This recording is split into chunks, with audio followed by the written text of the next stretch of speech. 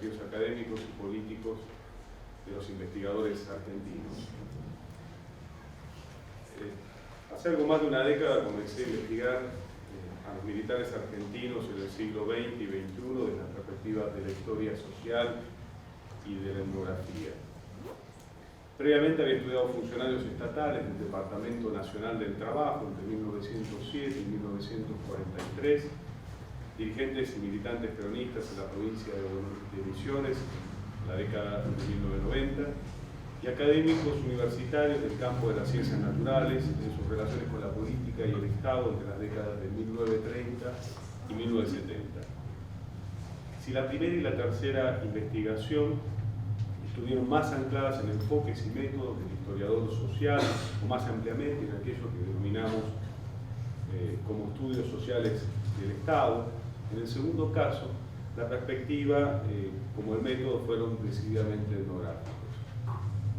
Así todo, ya sea porque mi formación y trayectoria académica y profesional es mestiza, como anticipaba Paula, profesora de historia, doctora en antropología, o porque el objeto de estudio lo demandaba, si me permiten la expresión, etnografía e historia han sido dos recursos interpretativos solidarios y complementarios en mis investigaciones.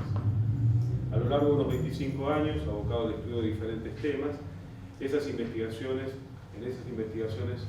permaneció como una preocupación constante el interés por comprender situacionalmente las perspectivas y las experiencias de los actores sociales, reconociéndolas en sus propios términos, sentidos, lógicas y prácticas.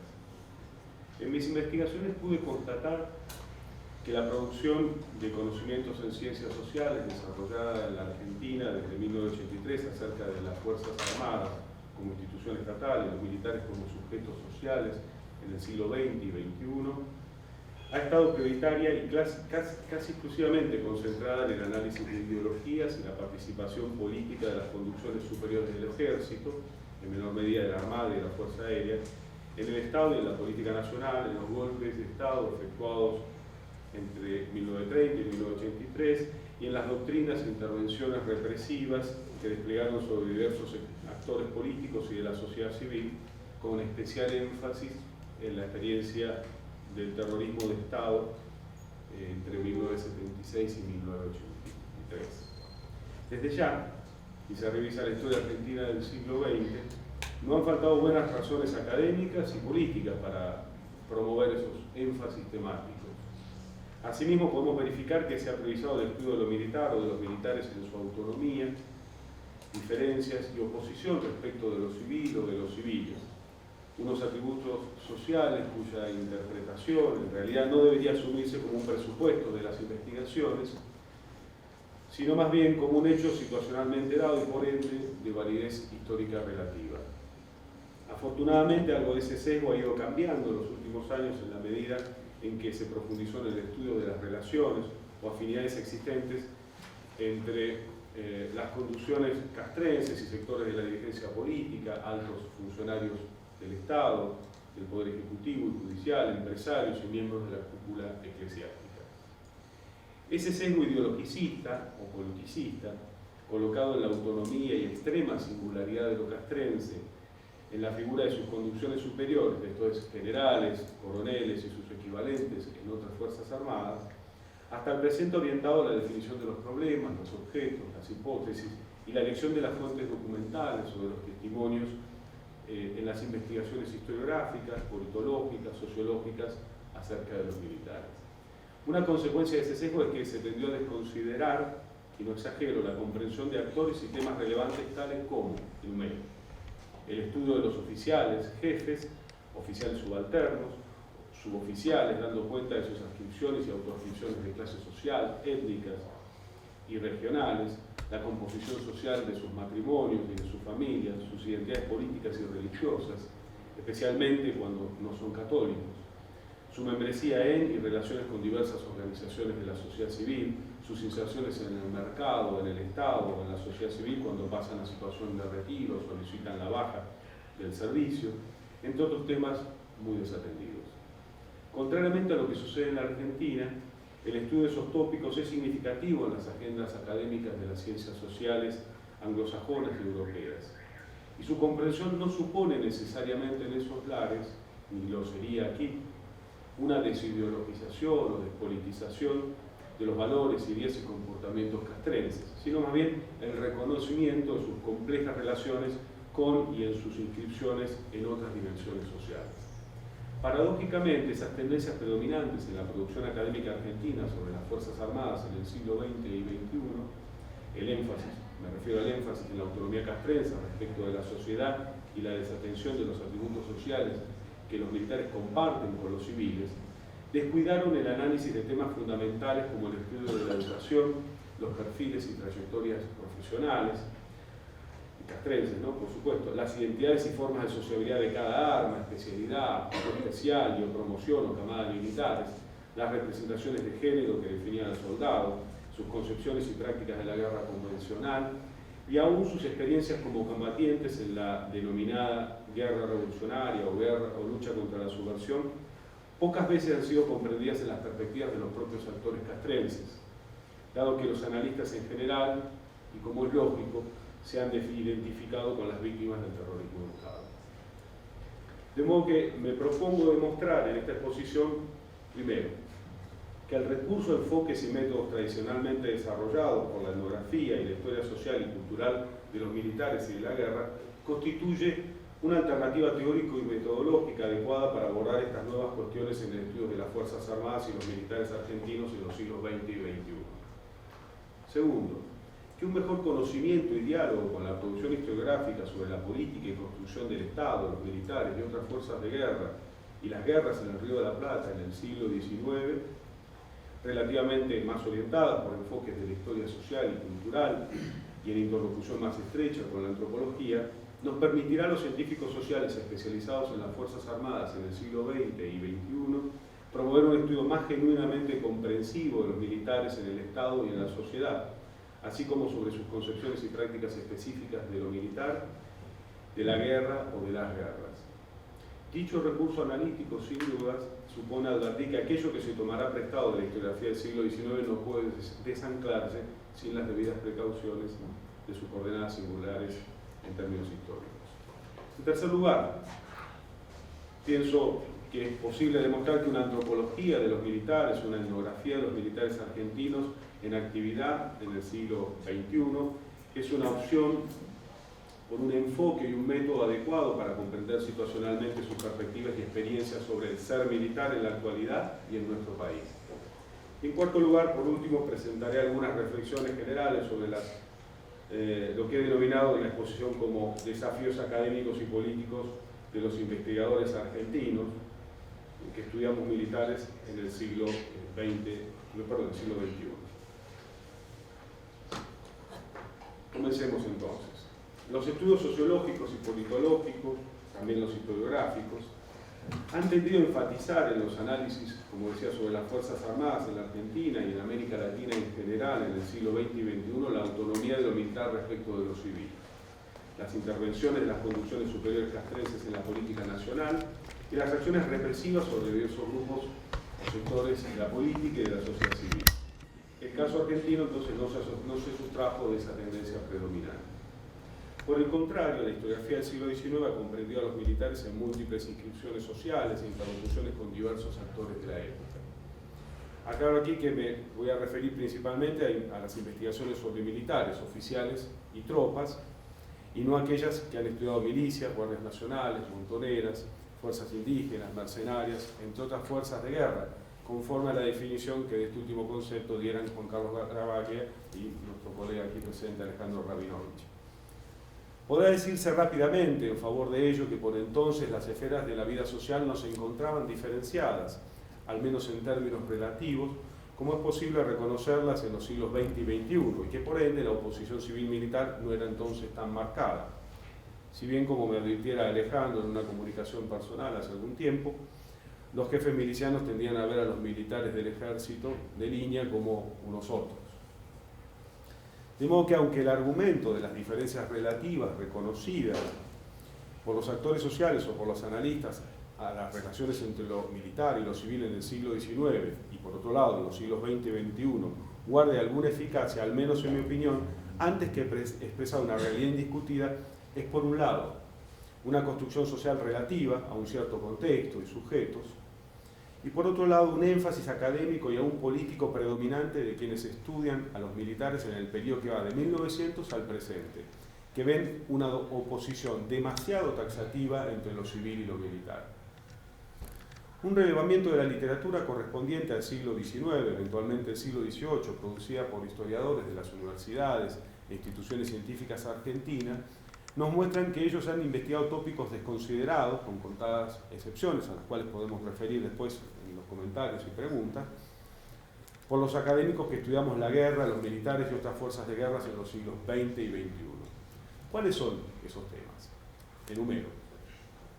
Los perfiles y trayectorias sociales de los oficiales, sus relaciones con las élites sociales y políticas, su reclutamiento, formación y desarrollo de sus carreras militares, su participación en la política, la construcción de liderazgos militares o políticos militares, los perfiles y trayectorias sociales de la tropa, sistemas de reclutamiento, instrucción, adiestramiento militar, movilización y desmovilización, sus experiencias en unidades militares específicas, su participación como miembros de aquellas en la política y en campañas militares, la producción de un orden jerárquico, el ejercicio del mando y la obediencia, la disciplina, la indisciplina, los conflictos en las organizaciones militares, considerando sus relaciones con la forma de sociabilidad e identidad de los oficiales y de la tropa, la existencia o coexistencia de diferentes tradiciones militares y sus relaciones con las sociedades a las que pertenecen los militares y la tropa, o aquellas sociedades en las que los ejércitos se despliegan y o combaten, por ejemplo, hablan tradiciones coloniales, revolucionarias, posrevolucionarias, europeas, criollas, el asociacionismo militar entre los oficiales y la tropa, el fuero militar desde las ordenanzas militares de Carlos III hasta las reformas de la justicia militar a fines del siglo XIX, la formación, el desarrollo y crisis de las organizaciones militares en su relación con la guerra, la economía, la fiscalidad, la construcción de los estados, las relaciones solidarias o conflictivas entre las fuerzas militares y otras fuerzas de guerra, milicias, guardias nacionales, montoneras, fuerzas indígenas, mercenarias, entre otras fuerzas. Los temas hasta aquí referidos pueden ofrecernos entonces a los historiadores del siglo XX y XXI una adecuada aproximación a la diversidad de cuestiones que vale la pena explorar en el estudio de las organizaciones militares, de los militares, oficiales y tropas, y sus relaciones con los actores de la política y de las sociedades en las que se inscriben y o con las cuales interactúan. Sin embargo, todavía no hemos visto más específicamente cómo nuestros colegas han comprendido las formas de concebir y de hacer la guerra, nuestros colegas del siglo XIX. Perdón, por el siglo XIX, no es que sean del siglo XIX, no, que estudian del siglo XIX. Así como las perspectivas y experiencias que sobre el combate tuvieron sus protagonistas. Avanzaremos entonces sobre esas dos cuestiones a continuación. Y quiero insistir mucho en esto, es decir, todos esos temas que nuestros colegas han estudiado, con las debidas mediaciones que supone llevarlos a pensar en el siglo XX y XXI, muy escasamente ha sido explorado. Es decir, hay una agenda, una invitación a todos aquellos que quieran trabajar sobre esos temas realmente muy prolífica, ¿no? Veamos esta cuestión de los militares y la guerra. Una consecuencia del análisis politicista o ideologicista del estudio de los militares en el siglo XX y XXI es que solo contamos con investigaciones parciales referidas a los orígenes del servicio militar obligatorio y unas pocas referidas a sus manifestaciones durante la última dictadura hasta su suspensión en el año 1994. Considero además que un estudio comprensivo del servicio militar obligatorio supondría no solo continuar indagando en su incidencia en la ciudadanización, nacionalización de la población, el control y el disciplinamiento de los grupos subalternos y en la construcción de las masculinidades, sino también en sus implicancias para la defensa nacional, la doctrina, la organización, las funciones, el despliegue territorial, las finanzas de las Fuerzas Armadas, así como en su gravitación en las configuraciones profesionales de oficiales y suboficiales, en las identidades y formas de sociabilidad castrenses también. En definitiva, carecemos de estudios comprensivos que aborden una institución estatal fundamental en la sociedad argentina a lo largo de casi todo el siglo XX. Digo, si se compara qué es lo que tenemos sobre la escuela, otra institución fundamental, incluso aún con mucho por estudiar, y lo que tenemos sobre el servicio militar obligatorio, el desbalance es notablemente desigual. Otra consecuencia de aquel énfasis politicista o ideologicista es que se desatendió el análisis de las concepciones y prácticas de la guerra o de las guerras según las perspectivas y experiencias de los propios militares, especialmente de la guerra convencional, es decir, de las guerras que encaran las Fuerzas Armadas contra Fuerzas Armadas de otros estados. Si la función de una Fuerza Armada en un Estado contemporáneo es garantizar los intereses vitales de la nación contra amenazas externas, mediante el recurso al ejercicio del monopolio socialmente legítimo de la violencia estatal letal, conforme una definición bastante extendida, pues poco sabemos acerca de las concepciones y prácticas de los militares argentinos acerca de la guerra convencional. En relación con el ejército, por ejemplo, preguntas: ¿cuál era la doctrina, la organización, el despliegue, instrucción, adiestramiento, alistamiento, armamentos, materiales y equipo de las unidades de infantería, caballería, artilleros, ingenieros, comunicantes, en el marco de las hipótesis de conflicto vecinales con Chile y Brasil desde fines del siglo XIX hasta la década de 1980? Nada, muy poco, nada o muy poco sabemos. ¿Cómo fue concebido o puesto en práctica en 1978 el denominado Operativo Soberanía por el Ejército, la Armada, la Fuerza Aérea, previendo una invasión a Chile? ¿Cuáles fueron las experiencias de combate específicas de la infantería, artillería, la artillería de campaña, artillería antiaérea, infantería de marina, de las compañías de comando, los pilotos de la Fuerza Aérea y aeronavales en la Guerra de Malvinas? ¿Cómo fue la participación de unidades de la flota de mar de la Armada en la Primera Guerra del Golfo Pérsico? Estos son indicios muy elocuentes del escaso desarrollo de investigaciones en historia social e historia cultural o de etnografía sobre las Fuerzas Armadas y los militares en la Argentina del siglo XX y XXI. Por el contrario, sí disponemos de calificadas investigaciones sobre la incorporación y adecuaciones normativas en el Estado Nacional y en el Ejército en particular de las doctrinas denominadas francesa de la guerra revolucionaria, norteamericana de la guerra contra el insurgente o de seguridad nacional, esto es, de diferentes concepciones y prácticas de hacer la guerra no convencional.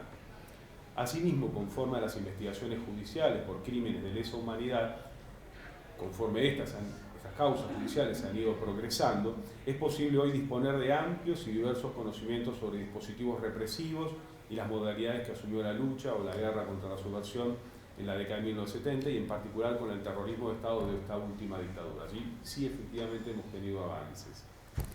Pero si se descuenta el análisis de testimonios escritos de connotados responsables y ejecutores de la represión, estas investigaciones se han concentrado fundamentalmente en las dimensiones doctrinarias, los dispositivos represivos institucionales o parainstitucionales de las Fuerzas Armadas y de Seguridad y el registro de punto de vista de las víctimas del terrorismo de Estado, antes que abordada desde las perspectivas y experiencias de los propios oficiales y suboficiales del Ejército, la Armada y la Fuerza Aérea en actividad en aquellos años, hayan estos estados directamente involucrados, relacionados en forma más o menos mediata o bien no vinculados con la comisión de crímenes de lesa humanidad.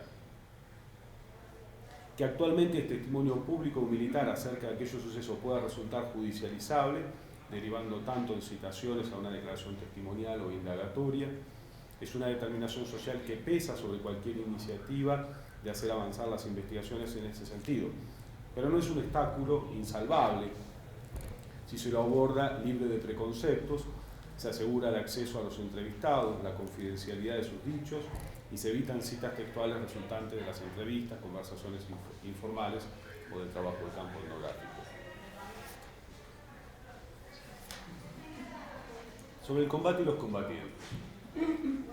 Si la perspectiva anglosajona, más específicamente huntingtoniana, de Samuel Huntington, de las relaciones civiles y militares continuó dominando los estudios sobre fuerzas armadas en la Argentina y América Latina, también es cierto que una revisión de la literatura historiográfica sobre los siglos XVIII y XIX en la región revela la fuerza que vienen teniendo el recurso, por un lado, a la historia social e historia cultural de la guerra, producida por John Keegan o Jeffrey Parker, y por otro lado, la antropología histórica de la guerra, que tiene una referencia en autores como Stéphane Audouin-Rousseau. De este modo, preguntas propias de una historia militar más tradicionales como quiénes son los combatientes, cómo combaten, por qué ganan o pierden una guerra, etc., aparecen respondidas a la luz de renovadas perspectivas.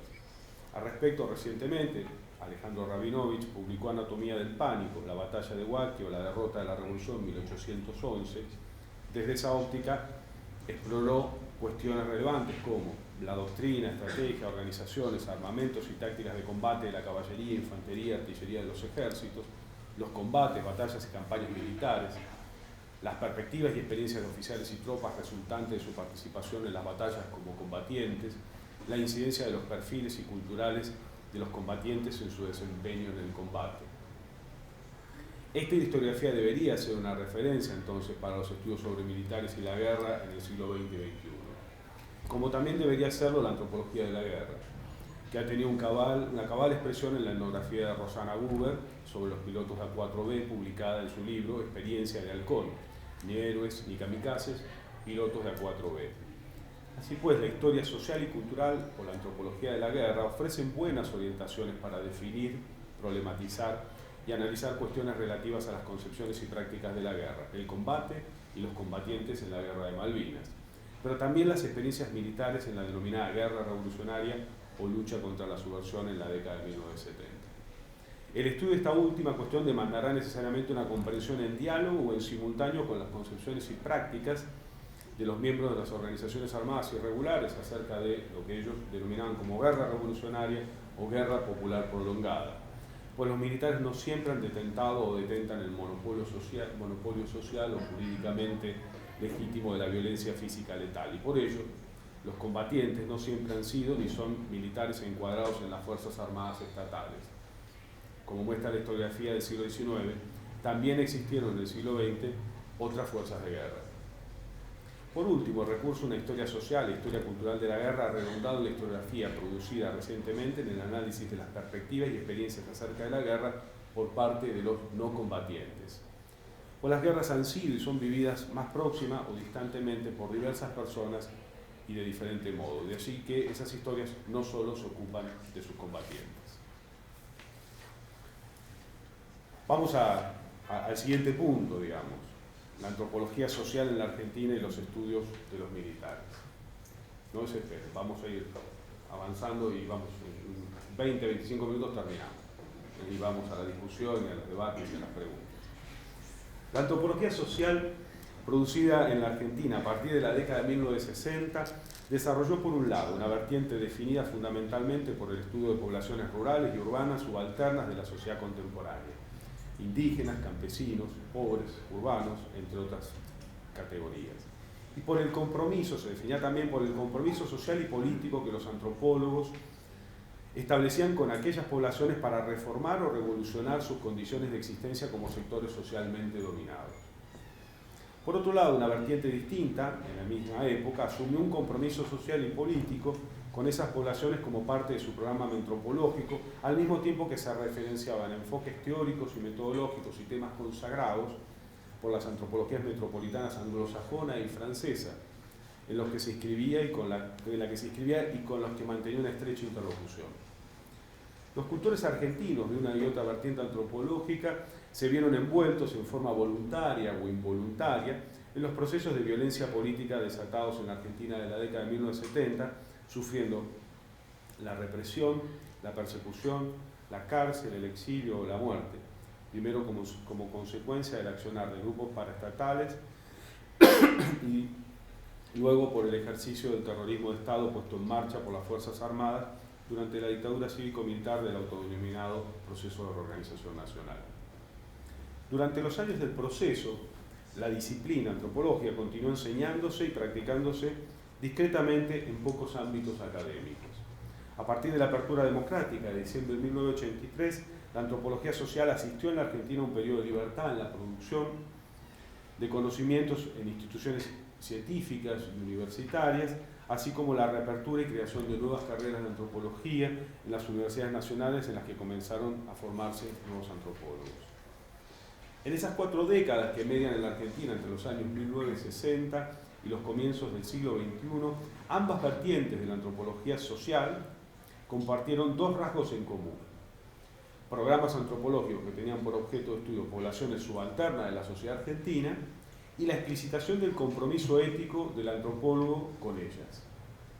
Ahora bien, entre fines del siglo XX y principios del siglo XXI Algunos antropólogos argentinos se interesaron en el estudio etnográfico e histórico de sectores sociales que difícilmente podían clasificarse como subalternos en el Estado y la sociedad argentina, tales como dirigentes políticos, empresarios, sacerdotes, intelectuales, profesionales, académicos, funcionarios estatales y entre estos últimos policías y militares. Por ende, la producción de una antropología de los militares que comprendiera trabajo de campo etnográfico, entrevistas en profundidad y hasta la aplicación de encuestas oficiales y suboficiales de las Fuerzas Armadas constituyó una novedad, quizás hasta una transgresión o un hecho revulsivo en medios académicos universitarios. Apenas un puñado de antropólogos de entonces incursionaron en ese desafío, recurriendo a enfoques y objetivos a menudo diferentes. Mencioné a Rosana Guber, también Máximo Badaró, Sabina Frederick, Laura Mason, quien les habla, Eva Musopapa, Santiago Garaño, Alejo Leborati, y no más. La etnografía entonces que constituyó la base, y ahora sí vamos a la fotografía que ustedes están viendo allá del apostadero naval de Ushuaia, la etnografía que constituyó la base del trabajo de campo al cual me voy a referir fue efectuada durante el año 2008 en el marco del Observatorio Sociocultural de la Defensa, dirigido por Sabina Frederick, colega antropóloga, por un convenio de asistencia técnica que se hizo entre el Ministerio de Defensa y la Universidad Nacional de Quilmes, y que implicó trabajo de campo en diversas unidades operativas, institutos educativos del Ejército, la Armada, la Fuerza Aérea, realización de entrevistas semiestructuradas y la explicación de una encuesta a unas 1.400 oficiales y suboficiales en actividad. El equipo estaba conformado por 3 antropólogos sociales, entonces, Sabina Frederick, Laura Mason y yo, y una asistente formada en ciencias sociales, Marina Martínez Acosta. En mi caso, digamos, la experiencia que me tocó hacer trabajo de campo estuvo relacionada, aquí digamos, vamos a ver una experiencia con una unidad, un buque de la División de Patrullado Marítimo de la Armada Argentina, pero también en otras unidades de la Armada, de Infantería de Marina, de otras unidades de la Flota de Mar, en el ARA Santa Cruz, que es el gemelo del ARA San Juan, el submarino gemelo del ARA San Juan, en unidades del Ejército como la Brigada Paracaidista, el Regimiento de Asalto Aéreo y otras unidades de infantería, caballería y artillería, además de institutos de formación de oficiales y suboficiales. En ocasiones podíamos efectuar el trabajo de campo de a pares y otras veces individualmente. En el caso que me voy a referir es individualmente. Debíamos producir entonces para el Ministerio, en el marco de ese convenio, un diagnóstico empírico sobre las configuraciones socioprofesionales de las Fuerzas Armadas, así como la identificación de las percepciones y experiencias de los militares acerca de dichas configuraciones o del ser militar. En la presentación pública ante nuestros interlocutores castrenses, invocábamos estos objetivos requeridos por el Ministerio, declarando al mismo tiempo nuestra inscripción como investigadores del CONICET y de la mencionada universidad, en ese entonces en la Universidad Nacional de Quilmes. El informe final producido por el observatorio constituyó un insumo que los funcionarios del Ministerio emplearían en los procesos de toma de decisiones de la política de defensa y más específicamente en el diseño de la carrera militar y de la educación militar. La explicitación de esos objetivos del observatorio y nuestra presencia en esos ámbitos castrenses, en la medida que eran mediadas además por la intervención de un oficial de enlace, que oficiaba como nuestro lazarillo, digamos, en el ingreso al Ejército, a la Armada y la Fuerza Aérea, a requerimiento de las autoridades del Ministerio y de la propia conducción de las fuerzas, nuestra presencia generaba naturalmente incertidumbres y expectativas en los oficiales y suboficiales.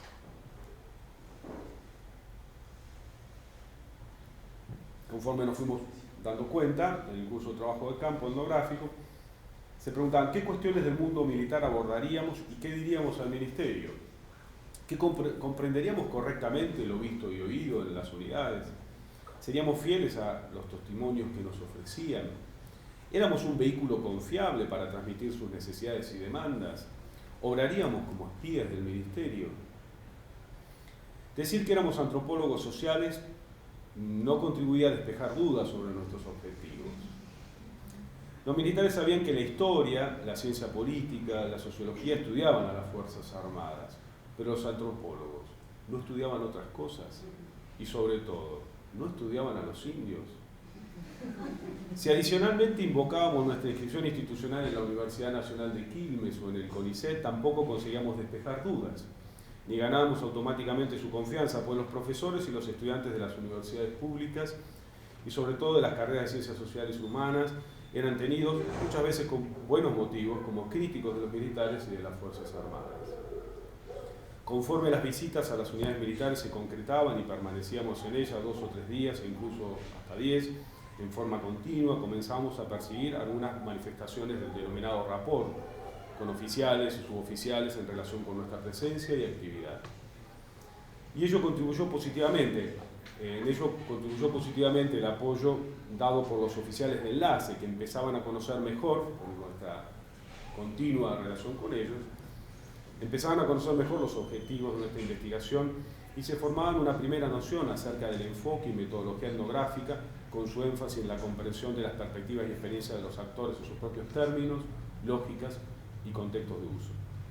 Algunos oficiales y suboficiales advertían entonces que no nos adecuamos fácilmente a los estereotipos esperados de los universitarios izquierdistas y antimilitaristas, o bien, como esperaban, a meros espías del ministerio. Se esbozaban en algunos de ellos expectativas en torno de nuestra tarea. Todo aquello quizás era una buena oportunidad para hacer visible al Ministerio de Defensa cuáles eran las difíciles condiciones socioprofesionales y laborales que afrontaban y cuáles eran sus perspectivas y experiencias acerca de aquellos que denominaban como una situación de escaso o ausente reconocimiento gubernamental y social en la Argentina actual hacia las Fuerzas Armadas. Hasta el momento de incorporarme al equipo del observatorio carecía de vínculos personales con militares y más aún, por convicción y experiencia política me consideraba un ciudadano argentino marcadamente crítico de las Fuerzas Armadas como institución debido a su intervencionismo político y su rol represivo en la Argentina del siglo XX. No obstante, acepté el desafío de participar del observatorio confiado en el respeto profesional y personal que depositaba mis colegas de equipo y en la certeza de que un antropólogo social debía procurar comprender a los grupos sociales que estudian, los otros, en sus propias perspectivas y experiencias, si no, la disciplina se iba a pique. Inicialmente concebí la concreción de esa investigación como un compromiso con el estudio de lo que podríamos denominar una población expresiva de la alteridad social y cultural radical, conforme una expresión muy en boga en la antropología social y cultural. Es decir, un estudio sobre una población expresiva de la alteridad social y cultural radical respecto de grupos a los cuales como académico y ciudadano me reconocía muy diferentes. Sin embargo, el desarrollo ulterior del trabajo de campo etnográfico en ese buque y en otras unidades operativas e institutos educativos castrenses me llevaría a cambiar ese punto de vista tan taxativo, pasando pues a visualizar no solo lo que me diferenciaba de aquellos militares, sino también aquellos atributos y percepciones sociales que compartíamos. En consecuencia, el modo como concebíamos y practicábamos la antropología social los investigadores del Observatorio Sociocultural de la Defensa, en nuestra tarea de trabajo de campo etnográfico en pos de una comprensión situacional de los militares, cuestión que implicaba imponernos como objetivo metodológico la suspensión analítica, ¿no?, la denominada Poyet husserliana, de nuestros presupuestos de sentido común acerca del mundo social y en particular nos debíamos imponer esa suspensión analítica, digo analítica porque contextualmente eso no sucede de ese modo, debíamos afrontarla metodológicamente para poder orientar de un modo adecuado el conocimiento de estas poblaciones que íbamos a estudiar. Y entonces aquí la noción de sentido común se enuncia no solo para referir a concepciones naturalizadas que los académicos producimos como integrantes de diferentes grupos sociales, cualquiera fueran ellos, así como ciudadanos de un país, como miembros de una clase social, de un grupo político, étnico nacional, de género u otros, sino también nos referimos al sentido común en términos de lo que sostenemos, de ideas y valores que sostenemos como científicos sociales, es decir, ideas y valores que configuran nuestros saberes y prácticas disciplinares que no son sometidas a críticas, sin que éstas fueran sometidas a críticas. En este sentido, cuando por convicción política o por definición teórica investigamos a los militares solo como sujetos pasibles de ser estudiados en el cumplimiento de sus funciones como instrumento de la defensa externa del país o en el mantenimiento del orden interno en términos represivos, cancelamos la posibilidad de explorar su comprensión desde diferentes inscripciones, relaciones, identidades sociales de las que son parte y o reconocen y o son reconocidos los militares por otros actores de la sociedad civil. Así, por ejemplo, cumplimentando objetivos de un plan de trabajo del observatorio, en el buque en el cual hice el trabajo de campo etnográfico, procuré identificar los sentidos vocacionales, profesionales y ocupacionales de los oficiales y suboficiales, miembros de la dotación del buque, o, como podemos llamarles, los sentidos y experiencias que atribuían a lo que ellos denominaban como ser militar y ser marino, durante una patrulla de las 200 millas del mar argentino. Sin embargo, bueno, colocar el foco de estudio en los militares como profesionales sigue constituyendo entonces hasta hoy un objetivo académico marginal en los estudios de las Fuerzas Armadas argentinas, si exceptuamos algunas pocas investigaciones. Vamos ya llegando al final. La navegación es una experiencia fundamental de los marinos, de los militares, de los marinos en general, civiles y militares, y de los marinos en particular. Particularmente durante la navegación realicé observaciones entonces con participación en diversos ámbitos del buque, en entrevistas semiestructuradas a oficiales y suboficiales, además de aplicar una encuesta a casi la totalidad de la dotación. Las entrevistas se hicieron en la Cámara de Oficiales o en el Comedor de los Cabos, ahora vamos a verlo, según se tratara de oficiales o suboficiales. Buscando cumplimentar los objetivos del observatorio en esa particular unidad, preguntaba ¿por qué ingresaron a la Armada? Digo, las preguntas pueden ser más variables, el núcleo duro de las preguntas gravitaba en torno de estas preguntas. 1. ¿Por qué ingresaron a la Armada? 2. ¿Cómo fue el desarrollo de su carrera? 3. ¿Cómo consideraban la vida militar y la vida familiar? 4. ¿Qué expectativas tenían respecto del futuro, particularmente al momento del retiro del servicio activo?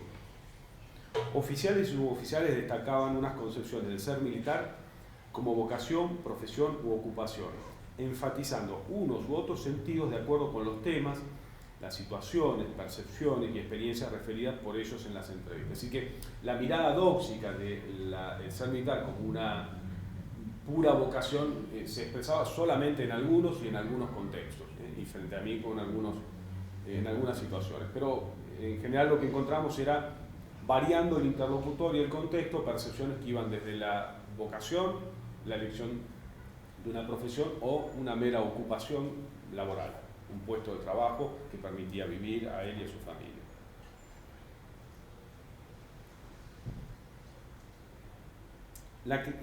La concreción de esa etnografía en un buque de guerra hasta el día de hoy, cumpliendo funciones, esa etnografía en un buque de guerra hasta el día de hoy es la única experiencia que tenemos en la Argentina de una etnografía en la navegación de un buque de guerra. Y por lo tanto arrojó algunos resultados que yo creo que son interesantes. Me voy a detener algunas pocas cosas. Bueno, el buque, ahora lo vamos a ver, es un buque, es un aviso. No voy a entrar en algunos detalles técnicos, sí vale la pena recordar que es un buque que fue adquirido en el año 1993 a la Armada de los Estados Unidos, que es un buque que fue botado en el año 1943 en California, prestó servicios en la Segunda Guerra Mundial en el Océano Pacífico, en la Guerra de Corea y en la Guerra de Vietnam, así que tenía mucha historia.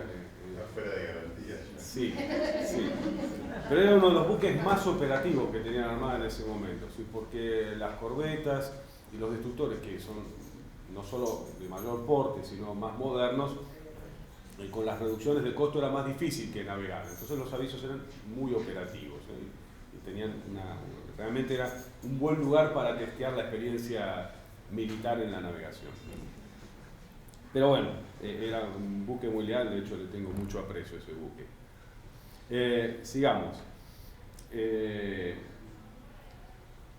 La tripulación del buque estaba compuesta por oficiales de menor jerarquía. Es decir, el comandante era un capitán de corbeta, el segundo comandante era un teniente de navío, y los otros oficiales, había 5 oficiales, tenían grados que iban desde teniente de fragata hasta guardia marina. A ver, ya hace unos cuantos años fue esta navegación, yo era más joven, tenía incluso pelo colorado todavía, pero para que se una idea, ¿sí? Yo en aquel entonces, con unos 39 años, era el segundo más viejo del buque, ¿no? En la dotación del buque, una dotación bastante joven. Eso tiene que ver con las características del buque, el tipo de clase de buque, en fin. A su vez, la dotación tenía unos 50 suboficiales que poseían diferentes especialidades, tales como maquinistas de comunicaciones, electrónicos, electricistas, radaristas, de servicios, camareros, cocineros, de turbinas, de control de avería, enfermeros, de mar.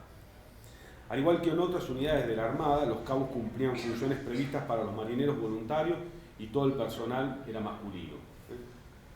Ya por ese entonces había unidades que tenían suboficiales y oficiales mujeres embarcados, ¿no? De hecho es públicamente conocido que el Ara San Juan, el submarino San Juan, tenía en su dotación una mujer también, así que ya ese proceso lo iba cambiando, pero este buque en particular solo tenía hombres. Los cabos primeros y los cabos segundos se alojaban, los cabos primeros y los cabos segundos se alojaban apretadamente en dos hollados, alojados en las cubiertas inferiores, los cabos principales en otro y los suboficiales en dos cámaras. Los oficiales se distribuían en 3 camarotes, en los alojamientos de cubiertas superiores, y el comandante y el segundo comandante en otros 2 camarotes.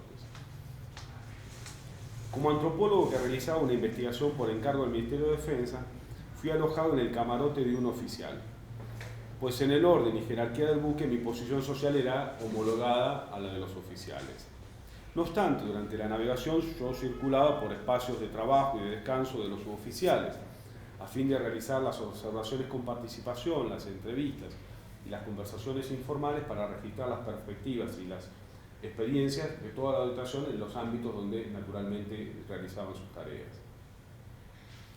Rápidamente muestro, este es el segundo comandante, el jefe de máquinas, la dotación de seguridad del buque en el momento de zarpada, el apostadero naval de Ushuaia. Esta es una imagen del buque.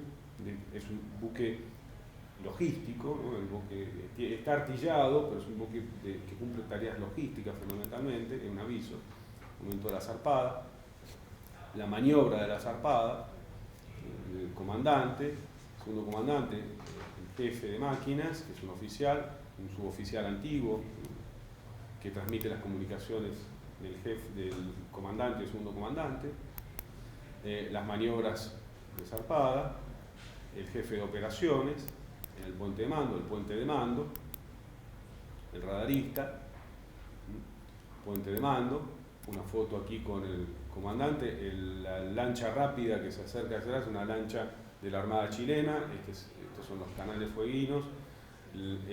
Esa lancha, ahora como vamos a ver, traía 2 oficiales que están embarcando aquí, 2 oficiales chilenos, porque en esa unidad de la Armada, antes de realizar la patrulla de las 200 millas del mar argentino, realizó un ejercicio combinado con la Armada de Chile en los canales fueguinos, en el Pacífico, y volvimos a entrar del Pacífico por el Estrecho de Magallanes. Concluyó así el ejercicio con la Armada chilena y proseguimos con el buque argentino en la patrulla de las 200 millas. Bueno, una foto. A ver, creo que la puse. Sí, porque ahí está. No es porque, ni siquiera porque me vea una persona bonita. Y la puse aquí porque, si ustedes observan, aquí en el cursor está el cuaderno de campo, ¿no? Y la lapicera con que uno va registrando el cotidiano del buque. Bueno, esto es el jefe de máquinas, que es un oficial, un suboficial electricista. Ahí se estaba presentando un problema en la navegación con uno de los motores, de los 2 motores que tenía el buque. Ahí están trabajando en unos motores, los vemos trabajar, están no solo los electricistas, sino los maquinistas. Esto está en una de las cubiertas por debajo de la cubierta superior. Acá, bueno, es el equipo de salvamento, las maniobras de los chafas, del personal de cubierta durante la navegación. Los chafas son cabos. Desde que se suspendió el servicio militar obligatorio, la Armada prácticamente incorporó muy pocos soldados voluntarios y por lo tanto, como decía, las tareas de los marineros las cumplen los cabos segundos o los cabos primeros. Este es un ejercicio de control de incendio. Aquí vemos los preparativos. Durante la navegación se van haciendo distintos ejercicios para prevenir situaciones tales como incendio. Aquí los ven a buena parte de la dotación del buque preparándose para la misma. Este es el DOC, el médico, oficial médico del buque. Aquí están haciendo maniobras como parte del traslado de un herido. Este es la sala de los oficiales. Recuerdo había 5 oficiales más el comandante y el segundo comandante. Aquí en la sala de los electricistas. Bueno, estos son los baños de los cabos. Ahí está ducha y inodoro, las bachas, los hollados de los cabos. Van a ver ahora una imagen más apretada de la navegación. Tres niveles, ¿no?, de cuchetas. La ropa secándose en los caños de calefacción del buque. La cocina del buque, el comedor de los cabos. Este es el suboficial Castillo, ¿no? Un suboficial del batallón de infantería de Marina que cayó muerto en la recuperación de Malvinas, así se llama el buque, el suboficial Castillo. La entrevista, un ejemplo de la entrevista con el suboficial más antiguo del buque, Eugenio.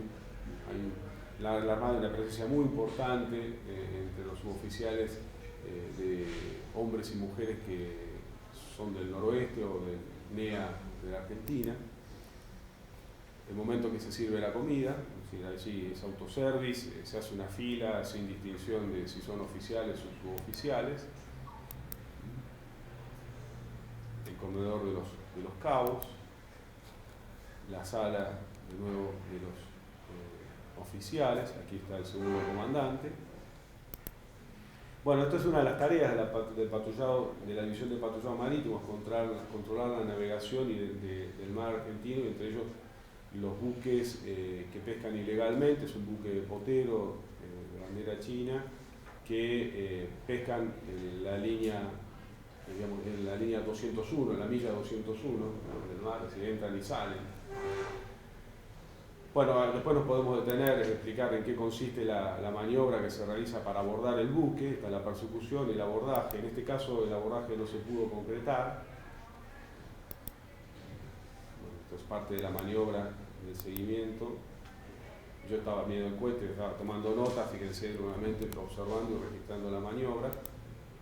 Parte de la maniobra. Sigue la maniobra, ahí estaban preparando para abordar, finalmente no se lo alcanzó porque se salió de la milla y de la milla 200 y por lo tanto no se lo pudo abordar. Bueno, la cocina nuevamente, estaban preparando empanadas. Bueno, esta es la llegada a Puerto Deseado. Bueno, el baño de los oficiales tiene obviamente mejores condiciones, como pueden apreciar. Esta es el camarote de los oficiales, ahí estaban mis cosas. Bueno, ahí me regalaron la gorra del buque, ¿no?, con los oficiales en la sala de oficiales. Y esto es la ceremonia, esto fue en la noche del 8 de julio de 2008, por eso hay vino, no piensen que esto es parte del cotidiano, es la cena previa a la ceremonia del 9 de julio. La ceremonia del 9 de julio en Puerto Deseado, en la cubierta del buque, en la madrugada, en la mañana, temprano del buque, la formación de los oficiales, el segundo comandante, los cabos desayunando en el comedor de los cabos con el jefe de máquinas, y después la asistencia a la ceremonia a media mañana en la escuela de Puerto Deseado, donde la bandera del buque era la bandera nacional más importante que había en la ciudad en ese momento. Ceremonia, las banderas de las escuelas primarias y secundarias de Puerto Deseado, el sacerdote, la padula, que estaba bendiciendo el acto. Al terminar el acto, los oficiales y suboficiales, se hizo un locro y bueno, ahí terminan las imágenes.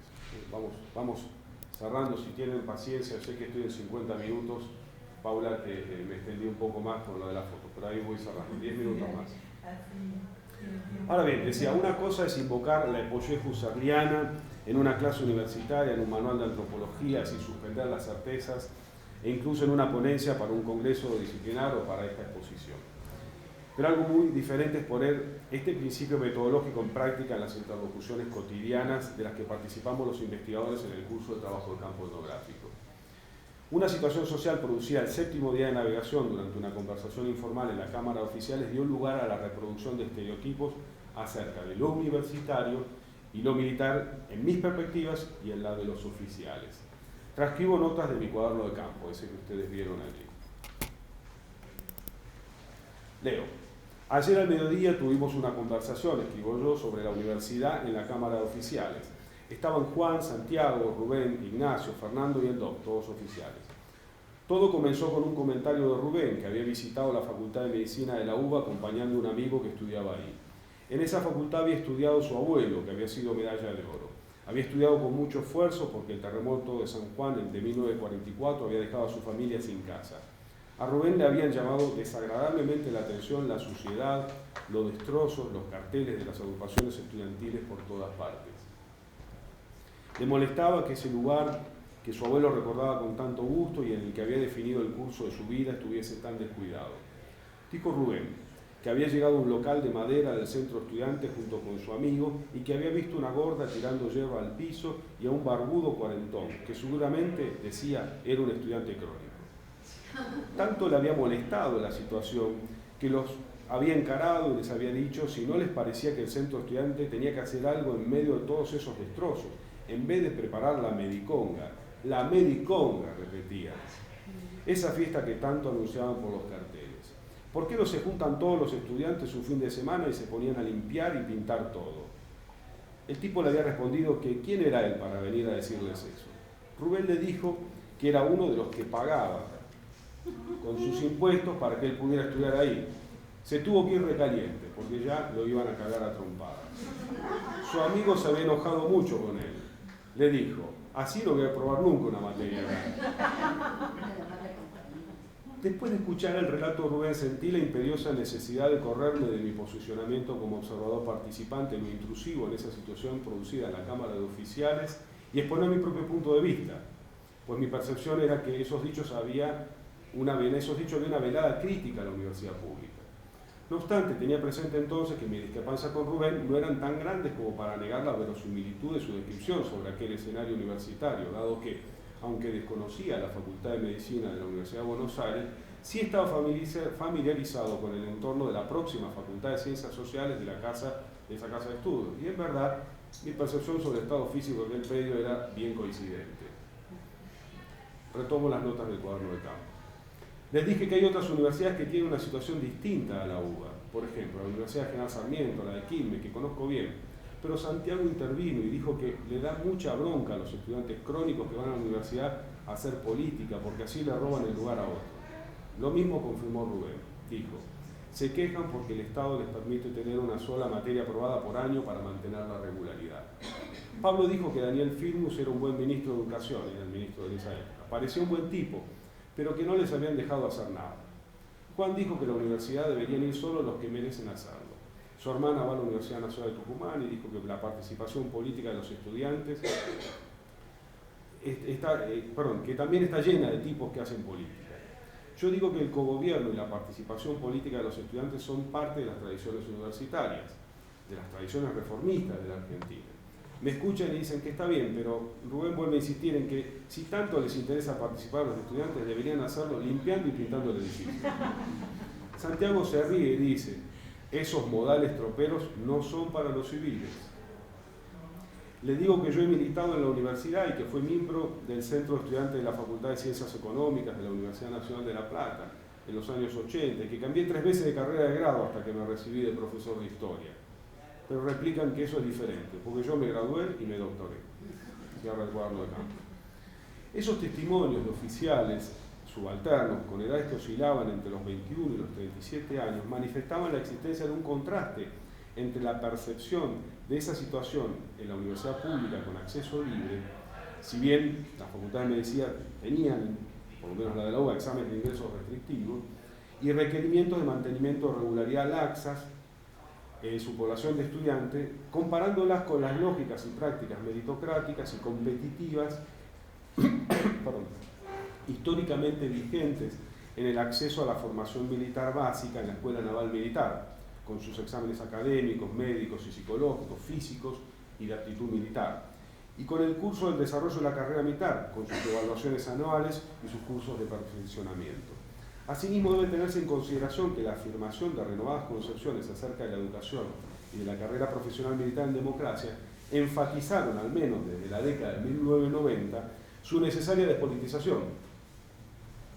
Estas percepciones negativas de los oficiales acerca de la politización de los estudiantes en las universidades públicas, entendidas como un comportamiento contraproducente con el buen suceso del aprendizaje y el desarrollo académico, no son concepciones excluyentes de los militares, sino también de otros miembros de la sociedad argentina, de otros civiles. En este punto debo decir que dos ideas atravesaron mi mente en la conversación con los oficiales, sin llegar a comentárselas ni registrarlas en el cuaderno de campo. Por un lado, que en mi experiencia personal, el balance entre participación política universitaria y rendimiento académico fue una donde ambos términos se relacionaban en forma inversamente proporcional. Confirmando su presupuesto, cuando yo militaba activamente y estudiaba en la licenciatura de Economía, no tenía buen desempeño. Por el contrario, cuando posteriormente invertí la carga de esfuerzo, completé mis estudios como profesor en Historia en apenas 4 años. No obstante ello, debo decir que otros estudiantes contemporáneos míos en ambas carreras de grado lograban un mejor equilibrio, un equilibrio más satisfactorio entre política y estudio. Asimismo, por otro lado, en esa conversación con los oficiales, me incomodaba la tensión que se afirmaba entre mi postulado metodológico de la etnografía, que reclama comprender situacionalmente los puntos de vista de los actores sociales, y una creciente apreciación negativa acerca de los comentarios de aquellos militares, con que aquellos militares se referían críticamente a unas relaciones entre participación política y universidad pública que, a diferencia de ellos, yo valoraba positivamente. Posiblemente Santiago percibió bien mi incomodidad al cerrar los comentarios con su morada acerca de los modales troperos con que estaban analizando y proponiendo cambios necesarios en la universidad pública. Quiero destacar con este último comentario que en esas circunstancias de trabajo, de campo etnográfico, estaban desplegándose no solo ciertas concepciones acerca de los universitarios, de las universidades públicas, en ciertos sectores de la sociedad argentina, sino además estaban activas, si bien no hechas públicas tan abiertamente, mis propias concepciones de sentido común sobre los militares, unas concepciones también expresivas de otros sectores sociales. El hecho de que unos y otros estereotipos tuvieran como referencia individuos y grupos de la sociedad argentina era una buena prueba de que en este caso la relación entre el antropólogo y los llamados nativos difícilmente podía comprenderse invocando nociones de alteridad social y cultural radical como las que yo tenía al comienzo de la etnografía, como las que toman los antropólogos metropolitanos de la primera mitad del siglo XX para referirse a las poblaciones indígenas que eran su objeto de estudio. El hecho de que esa distancia entre aquellos oficiales subalternos y yo no era radical y solo era relativa, puede observarse también en que, una vez terminada aquella experiencia de trabajo de campo etnográfico en el buque, continué mi relación con varios de ellos, llegando incluso a desempeñarme como asesor del trabajo final de uno para la Escuela de Oficiales de la Armada y como director del trabajo final integrador de la Escuela Superior de Guerra de otro, con quien desde entonces mantuve algún vínculo académico, profesional y personal. No ha sido puesta la primera ni la única vez en que los oficiales y en ocasiones los suboficiales que he conocido en el curso de trabajo de campo se tornan posteriormente en colegas con los cuales compartimos intereses de estudio sobre el tema de defensa y los instrumentos militares. Cierro, es un párrafo nada más. Por último,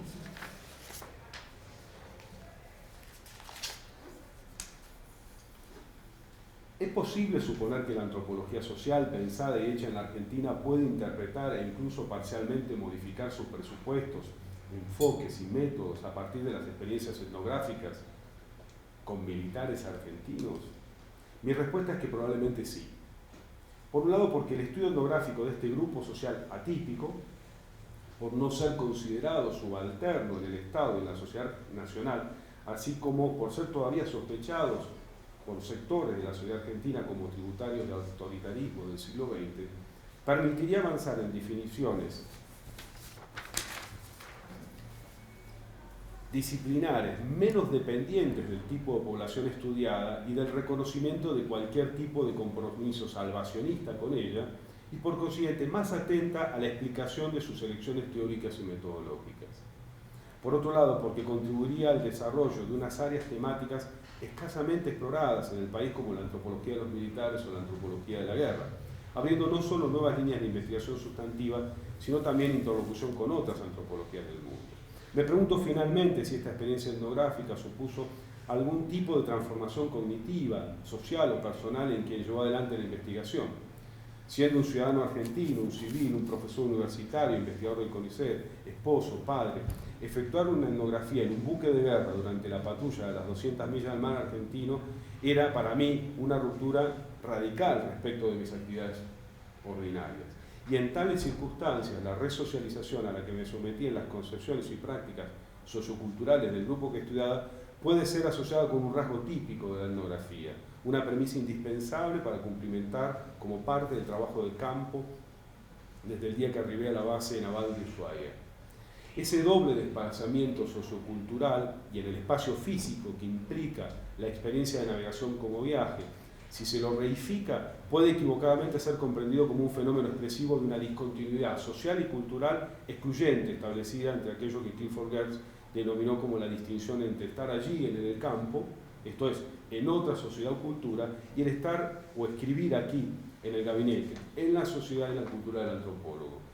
Pero pienso que tanto ellos, los militares, como yo aprendimos a reconocer nuestras diferencias socioprofesionales, quizás políticas o de otras características en los días transcurridos en el buque de guerra, pero también en el curso de esa experiencia de navegación, que para mí como antropólogo era la feliz concreción de una etnografía y para ellos el desempeño pleno de su actividad como militares y marinos, nos fuimos descubriendo como habitantes y residentes de unos mundos e identidades sociales comunes, superpuestos y a veces en conflictos y a veces compartidos.